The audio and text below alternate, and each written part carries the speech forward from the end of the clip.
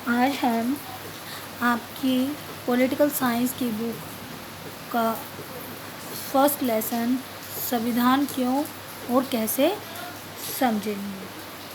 संविधान किसे कहते हैं और संविधान क्यों ज़रूरी है। बच्चों, पहले हम इसे एक उदाहरण से समझते हैं कि संविधान हमारे लिए क्यों ज़रूरी है।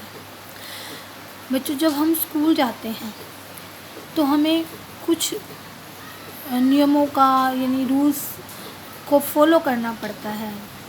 जैसे कि स्कूल में नियम बनाया जाता है कि जो भी विद्यार्थी आएगा उसे यूनिफॉर्म में आना है ना। और जो क्लासेस लगेंगी तो वो उसके लिए समय सारणी, जिसे अब टाइम टेबल कहते हैं, वो तैयार किया जाता है।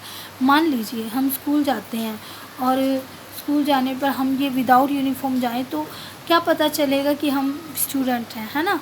तो कोई भी आ जा सकता है ऐसे, तो है ना। और ऐसे ही अगर हम टाइम टेबल की बात करें तो अगर टाइम टेबल ना बनाया जाए तो जो स्टूडेंट हैं उनको क्या पता लगेगा कि अब कौन सा पीरियड लगने वाला है, कौन से सब्जेक्ट का टीचर आएगा। और टीचर को भी कैसे पता चलेगा कि उसका अब कौन सी क्लास में लेक्चर है। इसके लिए हमें नियम बनाने पड़ते हैं ना। तो ऐसे ही हम एक और उदाहरण लेते हैं सड़क का। जब हम सड़क पर चल रहे होते हैं तो हमें ट्रैफिक के नियमों का पालन करना पड़ता है। और आप देखते हैं कि ट्रैफिक लाइट्स भी लगी होती हैं जिनमें ग्रीन, येलो और रेड है। रेड से हमें पता चलता है कि हमें रुकना है और ग्रीन से पता चलता है कि भाई हमें आगे जाना है। मान लीजिए अगर ये रूल्स ना हो तो क्या होगा बच्चों। ये होगा कि कोई नियमों का पालन नहीं करेगा जिससे दुर्घटनाएं बढ़ेंगी।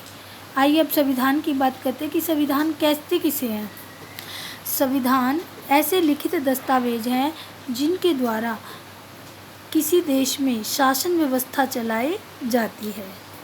इसमें नियम, कायदे, कानून, सरकार की शक्तियाँ, अधिकार आदि के बारे में विस्तार से लिखा जाता है। ठीक है, मतलब इसमें बताया जाता है कि सरकार को कौन से नियम फॉलो करने हैं, कौन से कानून हैं और सरकार की अधिकार क्षेत्र कौन से हैं, उनकी शक्तियाँ कौन सी हैं, इन सब के बारे में संविधान में लिखा जाता है। भारत का संविधान कब बना। भारत का संविधान 26 नवंबर 1949 में बनकर तैयार हुआ था। और लागू कब हुआ। लागू हुआ 26 जनवरी 1950 में। बच्चों, ऐसा क्यों है कि जब ये संविधान 26 नवंबर 1949 में बनकर तैयार हो गया था तो ये 26 जनवरी 1950 में ही लागू क्यों हुआ। तो बच्चों, इसके पीछे भी एक कारण है। जब स्वतंत्रता आंदोलन चल रहा था तो उस समय जो हमारे देश में 26 जनवरी 1930 के दिन पूर्ण स्वाधीनता दिवस मना दिया गया था। उस दिवस को यादगार के रूप में रखने के लिए जो हमारा संविधान है ये 26 जनवरी 1950 में लागू हुआ था। ठीक है, भारतीय संविधान को बनने में 2 वर्ष 11 महीने 18 दिन लगे थे। बच्चों, जिस समय भारतीय संविधान बना उस समय उसमें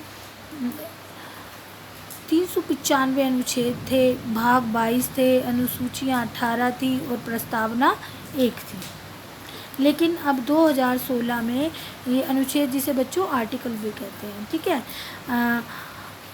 अब इस समय 465 अनुच्छेद हैं और 22 की जगह 25 भाग हैं, पार्ट, ठीक है, और 8 अनुसूचियों की जगह 12 अनुसूचियाँ यानी इसमें और जोड़ दी गई हैं, जबकि प्रस्तावना 1 ही है। तो अब ये प्रस्तावना का क्या महत्व है बच्चों। संविधान की प्रस्तावना का महत्व। बच्चों, आपने देखा होगा जो आपकी बुक है, चाहे वो राजनीति शास्त्र की हो या उसमें सबसे पहले संविधान की प्रस्तावना लिखी जाती है। उसमें उद्देश्य क्या के नाम से वो आगे आपके फर्स्ट पेज पर ही होती है। क्या होती है वो, उसमें लिखा होता है, हम भारत के लोग भारत को एक संपूर्ण प्रभुत्व संपन्न समाजवादी पंथ निरपेक्ष लोकतंत्रात्मक गणराज्य बनाने के लिए तथा उसके लिए समस्त नागरिकों को सामाजिक, आर्थिक और राजनीतिक न्याय, विचार, अभिव्यक्ति, विश्वास, धर्म और उपासना की स्वतंत्रता, प्रतिष्ठा और अवसर की समता प्राप्त कराने के लिए तथा उन सब में व्यक्ति की गरिमा और राष्ट्र की एकता और अखंडता सुनिश्चित करने वाले बंधुता बढ़ाने के लिए दृढ़ संकल्प होकर अपनी इस संविधान सभा को आज तारीख 26 नवंबर 1949 को एतद द्वारा संविधान को अंगीकृत, अधिनियमित और आत्मनिर्मित करते हैं, ऐसा आपकी प्रस्तावना में लिखा जाता है। तो हम अगर इसकी संविधान की प्रस्तावना से हमें अपने संविधान की इन विशेषताओं का पता चलता है कि भारत में लोकतंत्र, यानी लोकतंत्र तो मैंने आपको समझाया हुआ है ना, लोकतंत्र जनता के लिए और जनता के द्वारा शासन, समाजवाद, समता यानी बराबरी और धर्मनिरपेक्षता है। यानी इसे स्पष्ट होता है प्रस्तावना से कि भारत में लोकतंत्र, समाजवाद, समता, धर्मनिरपेक्षता है और यह हमारे संविधान का सबसे महत्वपूर्ण हिस्सा है। इस प्रस्तावना को संविधान की कुंजी भी कहा जाता है। संविधान क्यों जरूरी है?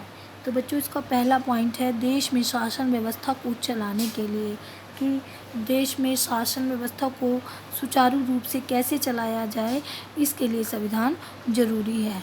और तालमेल बनाए रखने के लिए, तालमेल मतलब कि सरकार के विभिन्न अंगों पर आपसी तालमेल, विभिन्न अंगों में आपसी तालमेल बनाए रखना, ठीक है, उसके लिए ज़रूरी है। देश के विकास में भी संविधान योगदान देता है। चौथा पॉइंट आता है सरकार की शक्तियों का दुरुपयोग रोकने के लिए, जो संविधान ही सरकार के विभिन्न अंगों पर नियंत्रण रखता है और उन्हें तानाशाह बनने से रोकता है। सरकार, समूह और संगठन के बीच तालमेल बनाए रखने के लिए भी संविधान बहुत ज़रूरी है। नेक्स्ट जो हमारा टॉपिक आता है बच्चों, वो है कि संविधान किसने बनाया। तो आपका जवाब होगा कि संविधान भीमराव अंबेडकर ने बनाया। नहीं बच्चों, संविधान सभा ने मिलकर बनाया। इसमें कुल 389 सदस्य थे, जिसमें से 292 सदस्य निर्वाचित सदस्य थे और 4 चीफ कमिश्नरी के सदस्य थे और 93 देशी रियासतों के सदस्य थे। बच्चों हमने पढ़ा था कि जब देश आज़ाद हुआ तो उस समय 562 रियासतें थी, तो 562 रियासतों में से 93 सदस्य देशी रियासतों से लिए गए थे। कुल कितने सदस्य थे? 389। जो संविधान सभा का चुनाव कैबिनेट मिशन के अनुसार 1946 में हो गया था। संविधान सभा की जो बैठकें थी, आइए ज़रा उनके बारे में देखते हैं। जो पहली बैठक थी वो हुई थी 9 दिसंबर 1946 में और इसमें डॉक्टर सच्चिदानंद अस्थायी सदस्य थे। दूसरी बैठक हुई 11 दिसंबर 1946 में, इसके स्थायी सदस्य थे डॉक्टर राजेंद्र प्रसाद। तीसरी बैठक हुई थी 13 दिसंबर 1946 में, इसमें पंडित जवाहरलाल नेहरू जी उद्देश्य प्रस्ताव लेकर आए थे। बच्चों मुस्लिम लीग ने इस संविधान सभा का विरोध कर दिया था और अपने लिए एक अलग देश की मांग की थी। आई होप बच्चों आपको ये